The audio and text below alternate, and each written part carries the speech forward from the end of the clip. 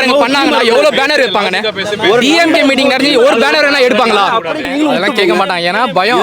DMK பயம். அதான் ஒரு முதல் தேர்தலே சந்திக்காத ஒரு கட்சியை இவ்வளோ டார்கெட் பண்றாங்கன்னா எவ்வளவு என்ன பயங்களாத வேற என்ன? எல்லா இடத்துலயும் பிரச்சனை இருக்கு, எல்லா கட்சியிலும் பிரச்சனை இருக்குதான். புரியுங்களா? இந்த பாருங்க, அது என்னது, அது என்ன கல்றாங்க பாத்தீங்களா? அது என்ன கல்றாங்க பாத்தீங்களா? அது என்ன கல்றாங்க பாத்தீங்களா இல்லையா? ஏன்னா ஒரு கட்சி தொண்டை ஒரு தலைவருக்கு வைக்க கூடாதா? எந்த கட்சியும் வைக்க மாட்டாங்களா? இல்ல இல்லண்ணே, எந்த கட்சியும் வைக்க மாட்டாங்களா? ஏன் அதையா நீங்க கேள்வி கேளுங்க. நீங்க அங்க போய் கேள்வி கேளுங்க. ஆளுநரை நோக்கி கேள்வி கேளுங்க. ஆளுநரை நோக்கி கேட்பீங்களா? கேட்டீங்களா? ஆளு அரசை நோக்கி போய் கேள்வி கேட்டீங்களா? யார் பண்ண வேலை? அங்க போய் கேள்வி கேட்டீங்களா? ஏன் இந்த மாதிரி பண்றீங்க? ஏன் ஒரு கட்சி ஏன் இந்த மாதிரி அமுக்க பாக்குறீங்க? சென்னையில எத்தனை இருக்குன்னு தெரியுமா? மாற்றம் வேணும்னு நினைக்கிறாங்க மக்கள். பொதுவா மாற்றத்தை தாண்டி மனசாட்சி உள்ள மக்களாட்சி வேணும்னு நினைக்கிறோம். முதல்ல புரிஞ்சுக்கீங்க. காலையில் நடந்த மேட்ருங்கிறீங்க, பேனர் அகற்றுனது. அதை யாரோ ஆளு அரசியோ நகராட்சியை பார்த்தோ இது வரைக்கும் மீடியா போய் கேட்டுறீங்களாங்க? நீங்க யாரு? மக்களுக்கும் ஒரு நபருக்கும் உள்ள ஒரு ஆளு அரசுக்கும் உள்ள இடையில வந்து ஒரு நல்ல விதமா கொண்டு போறவங்க தான் நீங்க. இது வரைக்கும் நடந்துச்சுங்கிறீங்களா? காலையிலே ஏதோ ஆளு அரசை நோக்கியோ இல்லை நகராட்சியை நோக்கியோ இல்லை இது மாநகராட்சியை நோக்கியோ இல்லை காவல்துறையை நோக்கியோ ஏதாவது கேள்வி இது வரைக்கும் பேட்டி கேட்டீங்களாண்ணே? ஏன்னா வீடியோ போறது வேற, நான் கேள்வி அங்கே கேட்டீங்க. இப்போ கேட்டார்ல அவரு. இப்போ இல்லைண்ணே அப்படி இல்லைண்ணே, அவர் ஒருத்தர் பண்ணாங்கன்னா எவ்வளவு பேனர் வைப்பாங்கன்னு டிஎம்கே மீட்டிங் நடத்தி ஒரு பேனர் வேணா எடுப்பாங்களா? அப்படி கிடையாதுண்ணே. அதுதான் ஏன்னா பேசல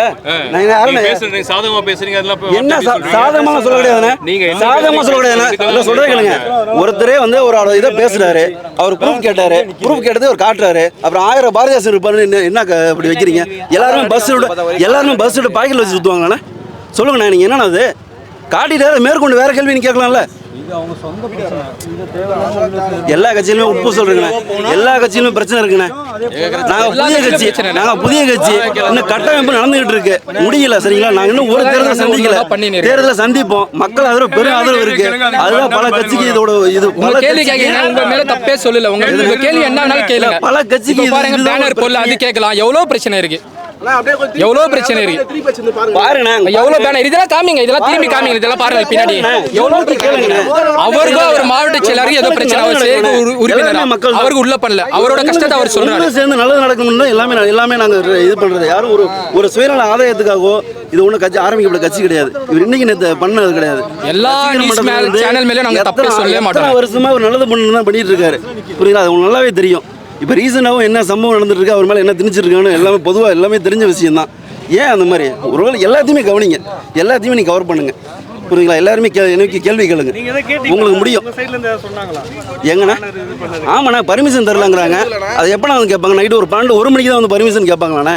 இப்போ எத்தனை கட்சி கூட்டம் நடக்குது, எத்தனை ஒரு இது எல்லாமே நடந்துட்டு இருக்கு. எல்லாமே முறைப்படி தான் நடக்குதாண்ணே? எல்லாமே முறைப்படி தான் நடக்குதா? புரியுதுங்களா இல்லையா? அதானே, எல்லாம் எத்தனையோ கட்சிகள் இருக்குண்ணே. தலைவனுக்காக ஒரு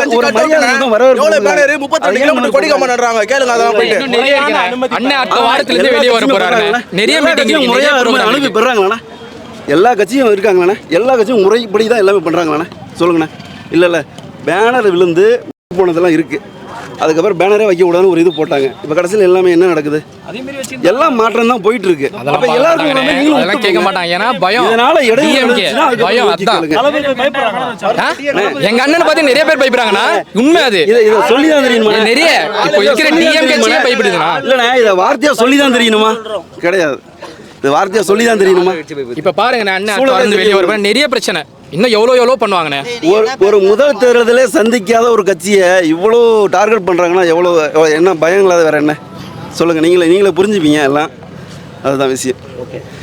இதெல்லாம் தாண்டி எங்களை ஆட்சி வரணும். அவங்க எல்லாருக்கும் தப்பு சொல்லல, நீங்க கூட நல்லா ஒரு சில பேர் இருக்காங்க, அவங்களால தான் பிரச்சனை. மக்கள் ஆதரவோட உங்களோட ஊடகத்தின் ஆதரவோட குறை சொல்லுவாங்க பார்த்துன்னு இருக்காங்க. இன்னைக்கு பொதுக்கூட்டம் செயற்குழு கூட்டத்துக்காக இன்னைக்கு தலைவர் வந்திருக்காரு. அதுக்கு ஆதரித்து, அதாவது வரவேற்பு தரதுக்காக தான் இந்த பேனர் எல்லாம் வச்சது போனது. ஆனால் இதையும் வந்து இந்த மாதிரி பண்ணுறாங்க. இதே தான் பெரம்பலூர் மாவட்டத்துலேயும் தலைவர் வந்தப்போ அப்போ என்ன ஆச்சுன்னா, முதல் நாளே அனுமதி இல்லைன்னு சொல்லி எல்லா பேனருமே கட்டினாங்க. ஒரு பேனருக்கும் 500 ரூபா கட்டி தான் கலந்து நகராட்சி தான். அங்கே பெரம்பலூர் நகராட்சி தான், அது மாநகராட்சின்னு ஆகலை. அதெல்லாம் நகராட்சி சார்பு தான் எல்லாம் போலீஸ் பர்மிஷனோட வந்து பண்ணாங்க. யாரோட அழுத்தத்தில் இது நடந்தது? இது அப்புறம் அரசு நகராட்சி எல்லாமே யாரோட இதில் கேட்பாங்க?